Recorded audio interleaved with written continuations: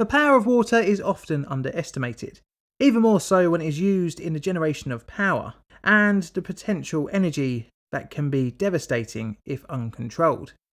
This would be the story in a town in northern Italy when the effects of a landslide would cause a monumental flooding incident.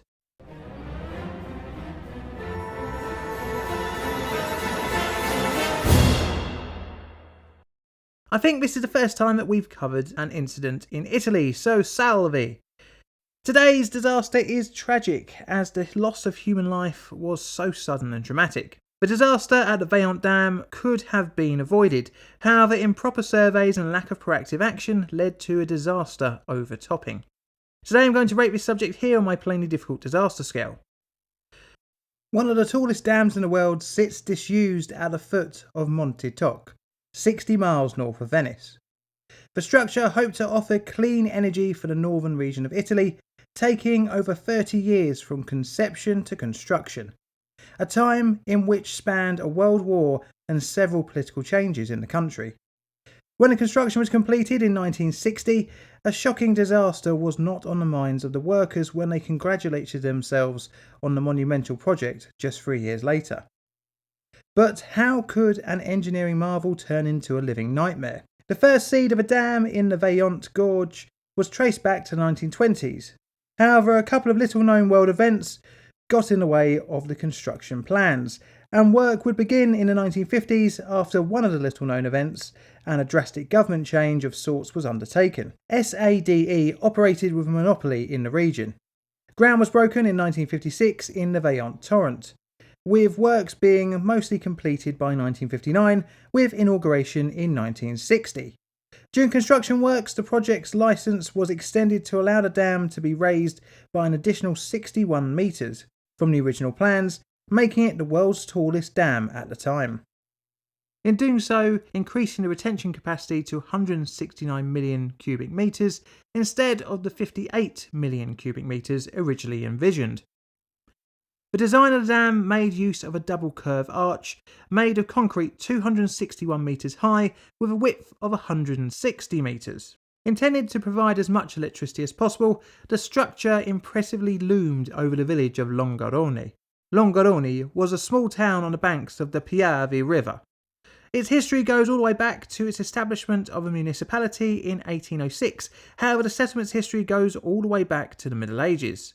Geological studies have been undertaken in the area as early as 1928, with further studies in 1948 and, more worryingly, close to construction, 1957. In August of 1957, a vulnerable zone was identified, hinting at the risk of a landslide along the banks of the soon-to-be-filled reservoir. Worryingly, the nearby Monte Toc was given the nickname the Mountain That Walks due to its known instability in the area.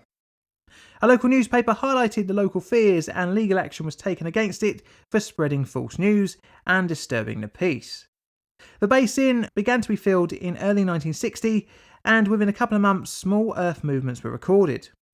A landslide was recorded in November when the reservoir was at a depth of 600 feet or 190 metres at an elevation of 645 metres, releasing around 800,000 cubic metres of material into the lake. The water level was decreased to a depth of about 450 feet or 600 metres of elevation, and more investigations into the stability of the banks were launched. Between 1961 and 1962, tests were conducted on a 1/200th scale model of the dam.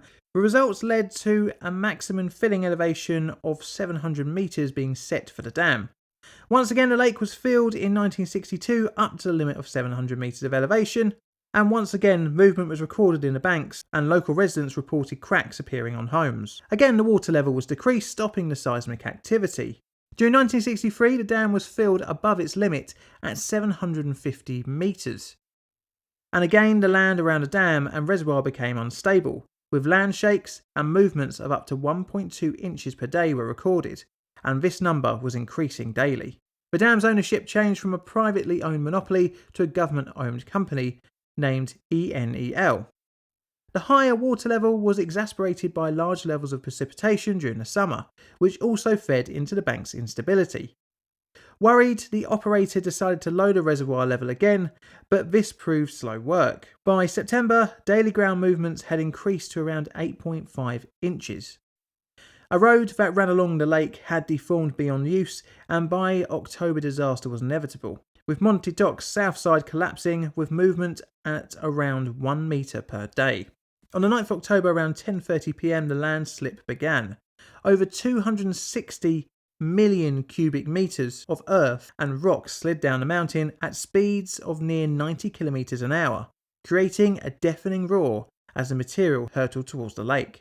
The water level at this point was at 700.4 metres of elevation, just above what was thought to be a safe depth to prevent overflowing of the dam.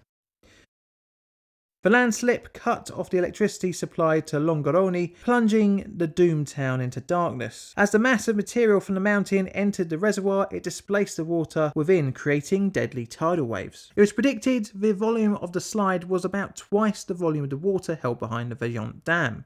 A wave 150 metres high violently topped the dam, flowing into the valley heading towards Longarone.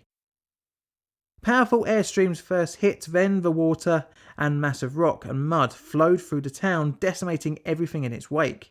Between 1,900 and 2,200 people were swept away by the uncontrollable flow.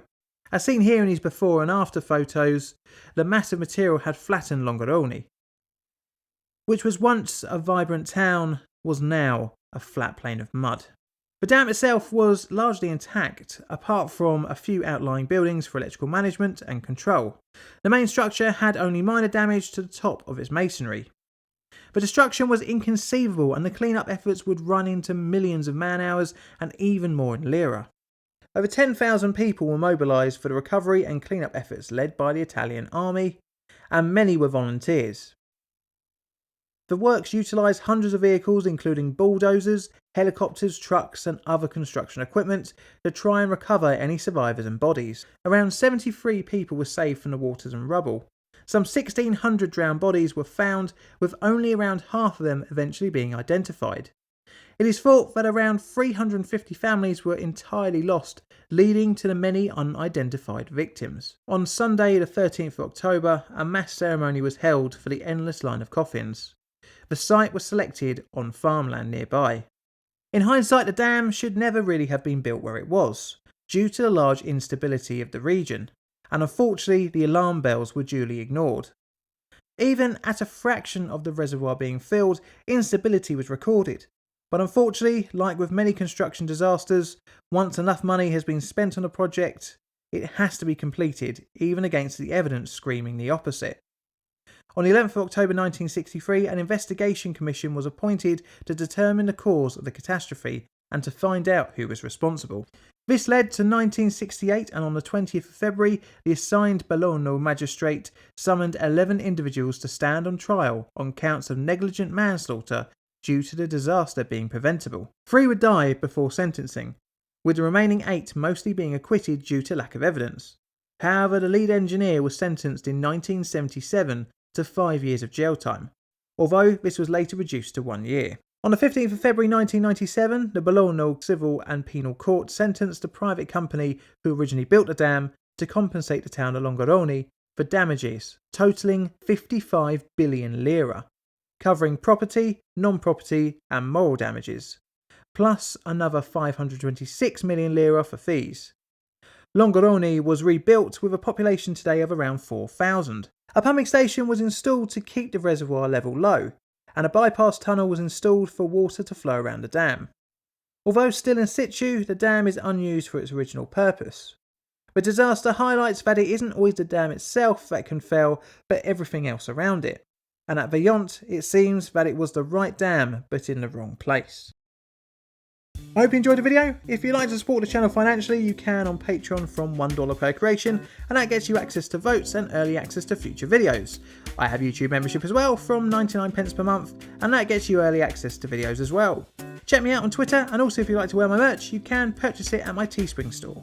And all that's left to say is thank you for watching.